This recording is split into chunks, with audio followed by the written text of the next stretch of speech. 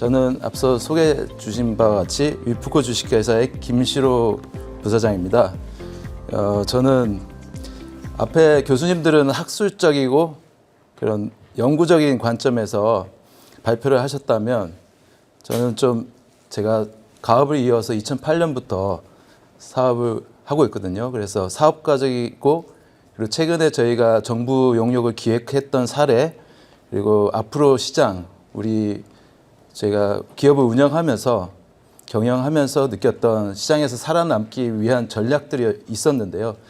오늘 주제에 그런 것들이 좀 접목이 되면 향후 저희 회사가 지금 44년 됐는데 100년 갈 수 있는 기업으로 이어가는 교두보가 될 수 있는 그런 장이 되지 않을까라는 기대감을 가지고 제가 오늘 아침에 KTX 타고 오면서 여러 가지 생각을 되짚어 봤습니다. 목차는 저희 회사에 대해서 간단하게 소개해드리고 그 다음에 3D 원천자원 에셋이라는 개념과 현황 그리고 한복 3D 에셋에 대한 개발 가치에 대해서 향후 기대 효과에 대해서 발표드리겠습니다.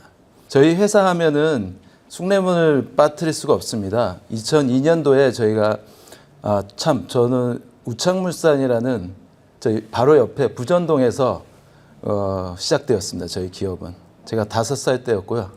아까 44년이라고 말씀드렸으니까 제 나이가 오픈됐습니다. 예, 그리고 제가 어렸을 때 무역회사를 하시니까 항상 부전동에 있는 지금 현재는 부산은행 건물인데요. 아버지 사무실에 오면 재미난 장비들이 많았어요. 무역을 하시기 때문에 여러 가지 기계류나 이런 것들 하셨고 제 방에 팩스 머신이 있어가지고 어렸을 때 이런 전보도 많이 날리고 했습니다. 근데 저희가 90년도에 저희 기업에서 세계 엑스포에 갔다가 3D 스캐닝이라는 기술에 대해서 알게 됩니다. 그래서 그 당시에 저는 중학생이었고요. 그 아버지께서 이제 스캐닝 기술을 들어오셔가지고 너무 고무되셔가지고 국내에 이걸 전파해야겠다 해서 여러 분야에 적용을 하는 걸 저는 어렸을 때부터 봤습니다. 근데 현실은 좀 너무 앞서갔던 것 같습니다. 그래서 이제서야 제가 2008년 이후에도 많은 일이 있었는데 이제서야 시장이 열렸음을 확인하고 있고 저희 회사 나중에 찾아보시면 아시겠지만 매출도 예전에 비하면 많이 올라갔습니다. 그 숭례문을 제가 소개해드리는 이유는 2002년도에 저희가 이 스캐닝 장비는 측량 장비로 개발이 돼서 문화유산에 이렇게 기록하는 것으로는 제가 좀 이상하게 접근을 했던 것 같습니다. 다양한 해양 플랜트, 건설, 육상 플랜트, 과학수사 그리고 건축 엔지니어링 쪽에 사용되는 장비를 저희는 우리나라가 이제 아파트나 이런 거 개발할 때 시공을 하다 보면은 공사 중단되는 사례들이 있습니다. 그건 유적지가 발굴돼서 그러는 경우인데요. 그러면 건설사들은 지금 이걸 어떻게 빠르게 기록할 수 있느냐에 대해서 초점을 두고 있는 반면에 문화유산을 보존하는 분들, 가치를 연구하는 분들은 천천히 수시칙을 해서 도면화하는 작업에 열중했던 것 같습니다. 그걸 저희가 기술로 좀 접근해서 빠르게 디지털 트윈, 그러니까 복제를 해오면 CAD나 이런 데서 도면을 전자화시킬 수 있는 방법이 있다 해서 열심히 제안을 했는데 먹히지가 않았습니다. 그래서 2002년도에 서울시에서 안전진단을 위해서 숭례문을 안전진단을 하는 소식을 듣고 저희가 그 당시 최신 장비 약 3억 정도 했습니다. 그 당시에. 그 장비를 가지고 숭례문을 2002년도에 이렇게 기록을 해놨습니다. 프랑스 노트르담 화재 이후에 미국의 건축학과 교수님이 스캔 데이터를 기증하고 그리고 또 프랑스의 게임 전문 회사가 노트르담을 정확하게 3D 모델링한 사례를 가지고 지금 프랑스는 노트르담 성당을 복원하고 있는데요. 저희는 벌써 2008년도에 이렇게 기록한 2002년도 자료를 제가 국립문화재연구소에 기증하면서 복원이 시작됐습니다. 안타깝게도 2008년도에 화재 이후에 저희가 또 투입돼서 스캐닝한 모습입니다. 얼마나 처참하게 다 소실되었는지 보이시죠? 이 사건이 참 안타까운 사건이었는데 그 당시에 저는 참 운명인 것 같습니다. 제가 고등학교 졸업하고 IMF 때 집안이 어려워서 유학을 갔는데요. 집안이 어려워서 유학을 갔습니다. 근데 한국을 떠나라.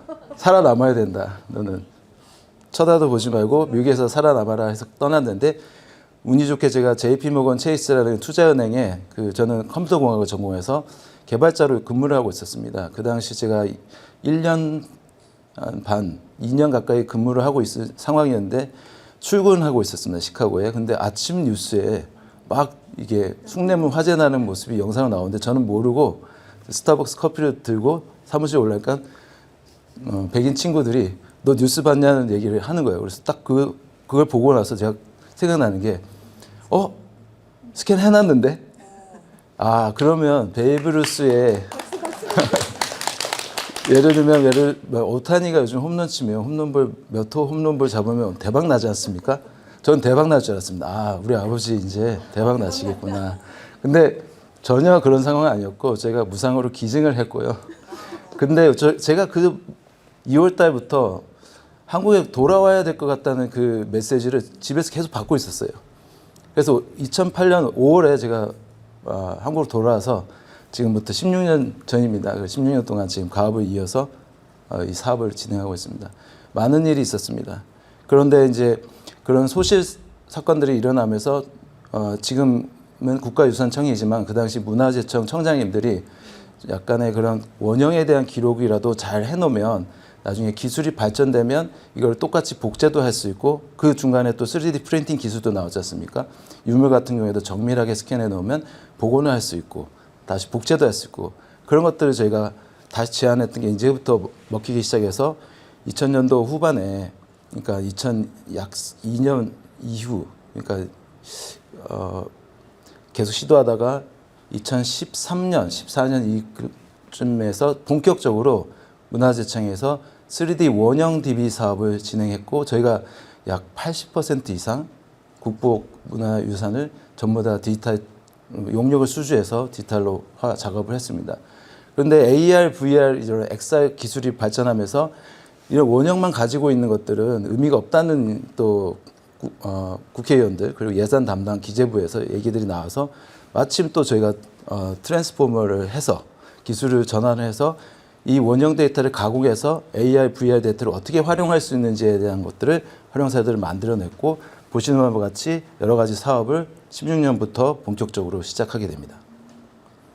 그리고 현재는 저희가 또 코로나 때 이건 제가 이 16년 경험하면서 코로나 때 위기가 왔다. 이제 큰일 났다. 우리가 할 일이 없다. 출장을 못 가면 스캔을 못 하고 그런 일들도 모든 예산이 이제 코로나 쪽 관련된 예산으로 막 바뀌면서 저희가 정부 용역을 할 기회가 줄 것이라는 게 위기감을 느꼈습니다. 근데 메타버스라고 하는 게 그때부터 유행을 합니다. 그래서 메타버스 공간에 저희 위프코가 뭘 하지? 우리는 스캔을 아주 잘하고 스캔 장비, 스캔하고 솔루션 이런 것들 제공하면서 먹고 사는 기업인데 여기서 메타버스 시장에서 살아남으면 뭘 해야 될까라고 고민을 했는데 그래서 기획을 하다가 전부 메타버스 관련된 프로젝트들이 어떤 게 나오냐면 부산시청을 메타버스 공간을 만들어서 민원인들이 와서 부산시청에서 민원을 접수한다. 아니면 경복궁을 만들어 놓으면 경복궁에 로블록스에 만들어 놓으면 유저들이 들어와서 경복궁을 알릴 수 있는 기회다. 이렇게 했지만 그런 프로젝트들이 적게는 10억, 많게는 30억 이상의 규모의 용역이었습니다. 근데 저희가 할 일이 하나도 없는 거예요. 거기 스캔을 하자고 하면 메타버스 하는데 무슨 고퀄리티 원형 데이터가 필요해. 그래서 한 6개월을 고민하다가 뭔가 좀 제안을 해야 되겠다. 메타버스 공간에 채울 수 있는 3D 모델 데이터를 만들어 놔야겠다. 그래서 기획을 해서 그 마지막 예산에 그 다음 해 예산에 저희 기획 문서를 넣었는데 운이 좋게 문체부의 한국문화정보원에서 20억짜리 메타버스 전통문양 관련된 메타버스 사업을 기획한 게 저희가 선정이 돼서 그게 또 수주까지는 선정 작업은 저희가 제안은 할 수 있지만 수주하는 데까지는 또 많은 이력과 경험이 필요한데 저희가 스캔 이런 원형 전문가였지 그런 경험이 많이 없어서 그런 노력해서 자문도 많이 받고 여기 계신 교수님들하고 같이 콜라보 해가지고 제안서를 잘 써가지고 지금 3년 동안 원형 자원을 원천 자원으로 만들어서 이걸 글로벌 마켓에 3D 에셋으로 보급하고 있는 사업을 진행하고 있습니다. 그리고 지금 킹덤 사진을 보시면 한류가 엄청 유행이었죠. 코로나 기간에 또 넷플릭스가 그때 또 대박이 났죠. 그 안에 한국적인 컨텐츠 대표적으로 킹덤 사례가 있었습니다. 그리고 오징어 게임 등의 이제 한국 문화에 대한 관심이 많았고 아까 박진호 교수님이 말씀하셨다시피 엑사이 스튜디오 상에서 우리의 배경을 띄워놓고 영화 배우들이 실제 무대 세트가 아니라 엑사일 스튜디오에서 촬영하는 그런 것들에 또 착안해서 그러면 그 스튜디오에 공급할 수 있는 어세스를 다 보급하면 문종을 시작한 사업이 여러 분야에서 확산될 수 있겠다는 이렇게 시장이 보이기 시작한 거예요. 그래서 그런 것도 됐고 킹덤 때 이슈가 됐던 게 킹덤은 히트를 쳤는데 갓이 더 유명해지고 그래서 아마존에 우리나라 갓과 호미가 이제 팔리기 시작했고 또 재미있는 것은 이 컴퓨터 그래픽 작업하는 분들이 저희가 글로벌 어셋 데이터를 올리는 이유 중에 하나가 이런 걸 3D 모델링 하려면 엄청난 시간과 비용이 들기 때문에 이미 기존에 만들어 있는 것을 다운받아 쓰는데요.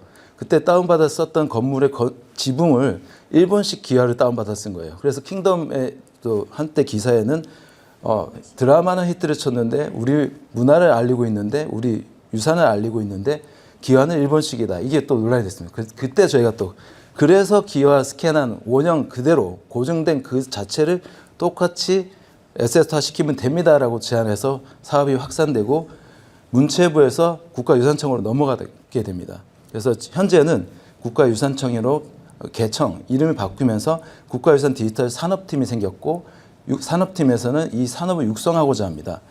저희가 이런 시도에서 이렇게 만들어낼 때는 또 코로나 기간에 우리나라 삼성전자 반도체가 아주 엄청나게 팔리고 저희도 반도체 공장에서 매일 3D 스캔을 해가지고 3D로 설계된 공장을 시공오차를 확인하면서 이런 정합성 검토를 하고 있었는데 일본과 관계가 안 좋아지면서 소재, 부품이 없어가지고 반도체 위기가 왔었습니다. 그걸 보면서 저희가 제안을 할 때 기획문서를 만들 때 국회에서 의원들이나 경제학자들이 이걸 좀 더 쉽게 3D 어셋에 대한 문화유산 어셋에 대한 개념을 이해시키기 위해서 소부장 개념을 좀 착안했습니다. 그러니까 아무리 반도체 공장에서 많은 걸 생산하더라도 소재 부품을 우리나라에서 가지고 있지 않으면 제조하지 못하면 아무 의미가 없다. 그래서 문화 콘텐츠들이 많이 있어야 되고 이런 사례들 때문에 이게 필요합니다라고 예시를 소부장으로 갔습니다. 그래서 우리나라의 이런 원천 자원 3D 에셋이 시장에서 필요하고 그런 것도 많이 만들어놔야지 정말 고부가 가치가 나는 영상이나 게임 그리고 애니메이션 등에 우리께 활용되고 우리가 그걸 주도할 수 있다고 주장했는데 그게 잘 먹혔습니다. 그리고 이제는 이제 이런 것들은 저희가 문화 데이터를 누구나 쉽게 가져다 쓸 수 있고 그리고 검색할 수 있는 환경, 그 플랫폼에서 쉽게 다운받을 수 있는 환경, 그리고 고품질 데이터가 필요하겠죠. 그냥 경복궁만 해도 여러 사업을 통해서 3D 에셋이 많이 만들어졌는데 원형을 공개하지 않았고 제대로 된 원형을 자부할 수가 없었습니다. 근데 저희가 하는 사업들은 스캔할 때부터 전문가들, 문화유산 전문가들, 건축이면 건축, 유물이면 유물, 뭐 복식이면 복식, 전문가들 다 참여해서 그런 고증을 다 거쳐서 나오는 결과물들이기 때문에 동북공정도 막아낼 수 있는 그런 자원이라고 볼 수 있습니다. 국가유산 디지털 콘텐츠 원천자원위원회에서 제가 지금 계속 말씀드리는 부품과 같은 조그만 것들 이런 것들이 어떤 개념이냐면요. 지금 밀키트 있죠. 요즘에 요리를 하더라도 시장에서 장 보는 세대들이 많이 없지 않습니까? 심지어는 냉장고도 필요 없다고 하고 바로 배달이 되니까. 그럼 밀키트처럼 내가 원하는 육개장을 만들 때 재료가 다 만들어져 있으면 쉽게 누구나 조리할 수 있는 방법이 있지 않습니까? 그런 형태로 저희가 문화유산 3D 데이터를 부품화시켜서 누구나 쉽게 다운받고 조립하면 새로운 우리 고유의 3D 컨텐츠를 만들 수 있겠다는 이런 개념으로 원천자원을 용어를 만들어 봤습니다. 그렇게 만들 때는 이렇게 세부적으로 단청이면 단청 이런 것들 포토샵에서 보면 어떤 텍스처를 입혀야 되는데 그런 것들이 이제 3D 툴에 보면 이런 것들 원 재료에 대한 재질에 대한 이것도 가치가 상당히 높습니다. 그래서 한국적 재료도 다 만들어내고 있고 한국적 단청의 컬러 이런 것까지 고해상도 이미지 촬영을 통해서 다 만들어서 제공하고 있습니다. 그리고 아까 밀키트를 비교하고 앞에서 AI에 대해서 설명하실 때 제가 좀 쉽게 이런 걸 생각해 봤습니다. 알파고, 그러니까 제가 16년 동안 이런 걸 하기 위해서 어마어마한 시간과 학습과 공부를 하고 했지만 지금은 몇 개월이면 이게 따라잡힙니다. 저희가 3D 스캐너 아무리 잘한다고 하지만 스캐너가 너무 좋아져가지고 전문가, 물론 저희가 전문가라고 자부하면서 항상 용역을 수주하고 하지만 데이터 취득하는 게 너무 쉬워졌고 이게 쌓이고 있습니다. 이 데이터들이 쌓이고 퍼지고 있습니다. 근데 그래서 이게 상당히 중요하고 예를 들면 빵을 만들 때 학습을 시킨다. 밀가루와 레시피를 넣으면 빵이 나오지 않습니까? 근데 요즘에는 역으로 이렇게 계속 학습을 하다 보면 인간이 프로그래밍을 하기에는 천재적인 프로그래머가 여러 명이 붙어서 하기도 힘든 것을 딥러닝을 통해서 레시피가 나오고 아 내가 그 레시피 나온 것을 넣어서 빵을 먹어봤더니 별로 맛이 없다. 그러면 더 맛있는 빵을 만들어줘 하고 레시피와 이제 빵을 넣어버리면 이제 어떤 밀가루를 쓰고 이런 것까지 나오는 정도로 그래서 저는 프로그래머를 이제 영어가 잘 안 돼서 문과였다가 이과로 전향해서 열심히 영어를 안 쓰는 이런 프로그래밍 쪽을 했었는데 프로그래밍 하면서 항상 느꼈던 제 자괴감은 아, 나보다 더 뛰어난 알고리즘 전문가가 있고 아키텍트가 있고 더 프로그램 잘 짜는 친구가 있는데 나 어떻게 하나 했는데 지금 와서 제가 16년도에 지금 보는 현실은 이제 프로그래밍은 거의 AI가 챗GPT가 잘 다 해줄 것이고 제가 지금 이 사업을 제안할 때는 3D 모델에 대한 3D를 어떻게 제작해야 되는지 이런 공정이라는 것들에서 개념이 잘 안 썼는데 저희 나름대로 정의는 했지만 이런 데이터들이 최종 고품질 데이터들이 만들어지는 순간 학습을 통해서 딥러닝을 통해서 더 쉽게 만들어질 수 있기 때문에 저도 한복의 전문가도 아니고 문화유산의 전문가도 아니고 제가 여기서 사업을 할지도 몰랐고 한국에 다시 올지도 몰랐고 이런 상황에서 여기 계신 분들이 백그라운드가 어떤 건지 모르지만 지금 저희가 지금 원디디하고 공진원하고 이제 한복에 대해 제대로 만들어 보겠다 이렇게 열심히 뛰는 이유는 이 시도를 통해서 이미지 하나를 제대로 취득해내고 그리고 지금 시간과 비용이 없지만 그래도 계속 구축해 나가야 된다는 게 필요성을 느꼈고 이런 옷감의 재질조차도 이제 아주 정밀하게 현미경처럼 촬영하는 장비들도 있기 때문에 그런 공정에서 어떤 데이터가 만들어져야 된다는지를 아직 전 세계적으로 이렇게 확산되지 않았습니다. 그래서 먼저 우리가 한국적으로 앞서 나가고 싶고요. 또 제가 제 인생이 약간 포레스트 검프의 그 톰 행크스 주인공이 포레스트 검프의 톰 행크스처럼 어렸을 때 아무 생각 없이 살다가 이렇게 와서 사업을 하면서 지금 막 혼돈의 생활을 하는데 그러면서 느끼는 거는 이 3D 스캐너라는 장비를 아버지가 무역 수입해 오면서 저희가 경제적으로 상당히 어렵거든요. 너무 많은 선투자를 했기 때문에 그러면서 여러 가지 경험을 하게 됩니다. 뭐냐면 2008년 이후에 제가 한국에 와서 저는 3D 스캐너 전문가도 아니고 그냥 가업을 이어서 열심히 이 회사를 살려야 되는 사람인데 국가수라는 곳에서 과학수사를 하기 위해서 스캐너를 구매를 하고 그걸 운영하기 위해서 뭐 어떤 중요 사건에 가게 되고 제가 북한에도 갔다 오게 되고 그리고 이런 스캐너하는 걸 전문가로 해서 또 지난 정권의 VIP 수행하면서 뭔가 아세안 쪽의 3D 데이터 원천자원 또 데이터가 구축하게 되고 저는 정말 이렇게 제가 이렇게 풀려나갈지 전혀 몰랐는데 인생이 이렇게 그 박 교수님 만나고 이 교수님 만나고 지 교수님 만나서 지금의 이 상황이 너무나 재미있는 것 같습니다. 그래서 오늘 이 자리에서 제가 제일 강조하고 싶은 분은 아무것도 하지 않으면 일어나지 않고요. 오늘 여기 와서 저희가 오프라인에서 이렇게 뵙고 말씀드리는 것은 네트워킹이 상당히 중요할 것이라고 저는 생각합니다. 제가 서울에 살다가 부산에 5살 때 와가지고 저 사투리 엄청 잘 쓰거든요. 근데 그 되게 소심하고 말도 잘 안 했던 사람인데 사업을 해야 되니까 네트워킹을 해야 되고 뭔가 내가 원하는 거 얻어야 되니까 아쉬운 것도 얘기해야 되는 상황입니다. 오늘은 제가 좀 아쉬운 점을 말씀을 드릴 거고 앞으로는 이제 한복 이런 전통 의상의 3D 에셋을 구축하기 위해서는 많은 분들이 같이 참여하시고 저희가 그래도 기업을 해보니까 이런 거는 선투자에도 충분히 살아남을 수 있다는 그리고 예산을 우리가 만들 수도 있다. 그리고 글로벌 시장에서 이런 것들이 정말 먹힌다라는 자신감은 있습니다. 그래서 함께 같이 하기를 정말 고대하고 있습니다. 이런 의상들 뭐 패턴을 만들고 오토 피팅하고 데이터 추출을 한대요. 또 아까 제가 우연찮게 2008년에 처음 와서 전신 스캐너라는 장비를 납품하게 됐는데 카이스트의 오승우 박사라는 분을 만나게 됩니다.